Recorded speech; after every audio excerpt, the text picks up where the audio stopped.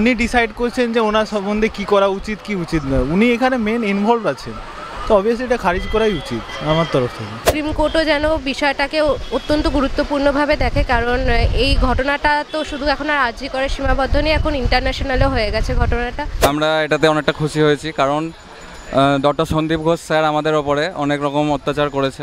না, এতে আমরা সবাই খুশি, কারণ তার যে দুর্নীতি সেটা তো সিবিআই হাতে প্রমাণিত হয়ে গেছে।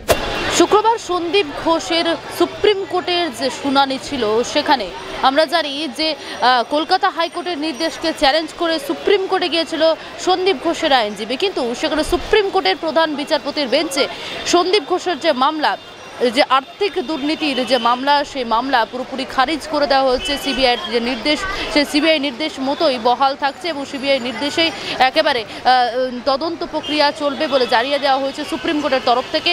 এ বিষয়ে কি বলছেন জুনিয়র ডাক্তাররা, তাদের মুখ থেকে শুনে নেব। হ্যাঁ, অবভিয়াসলি যেখানে উনি মেন এইসবেতে কালপিট হয়ে মানে ইনভলভ আছেন, তো উনি কিভাবে একটা একে নিজের এর জন্য করতে পারে, তো অবভিয়াসলি এটা খারিজ করা উচিত।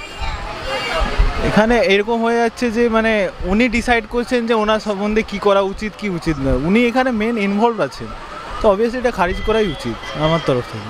সন্দীপ ঘোষ স্যারের উপর তো অনেক কিছু অভিযোগ আছে, তো আমরা তো শুধু এখন এটাই চাই যাতে সিবিআই ঠিকঠাক করে ইনভেস্টিগেশন করুক, যাতে ইনভেস্টিগেশনটা ঠিকভাবে এগোয়, যারা যারা আসল দোষী, যারা আসল অপরাধী, তারা যেন ধরা পড়ে।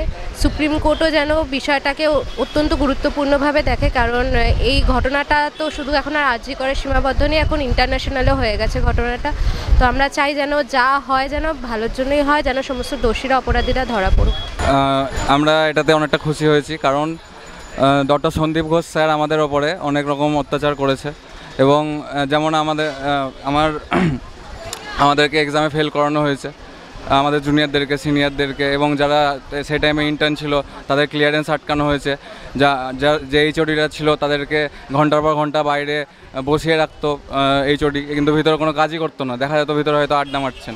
এবং সেখানে তাদের প্রিন্সিপাল স্যারের রুমে ঢোকার জন্য পিএ যারা ছিল, তাদের ওনার যে চরিত পিএ, তারা মানে মুখ বলা যে পিএরা ছিল, যারা এখন ধরা পড়েছে সিবিআইয়ের হাতে, তাদেরকে না বললে প্রিন্সিপাল স্যারের রুমে ঢোকা যেত না।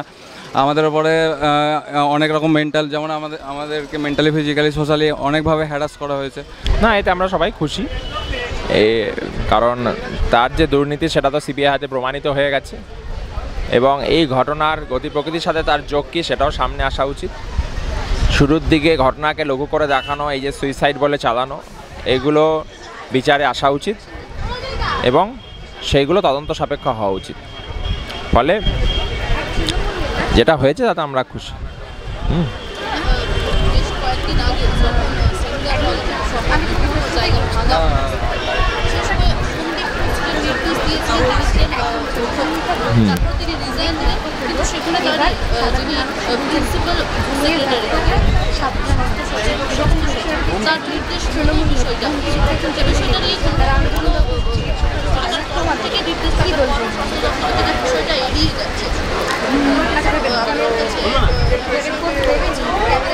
যেটা আমরা সবাই দেখতে পাচ্ছি সেই নোটিশটা আমরাও দেখেছি।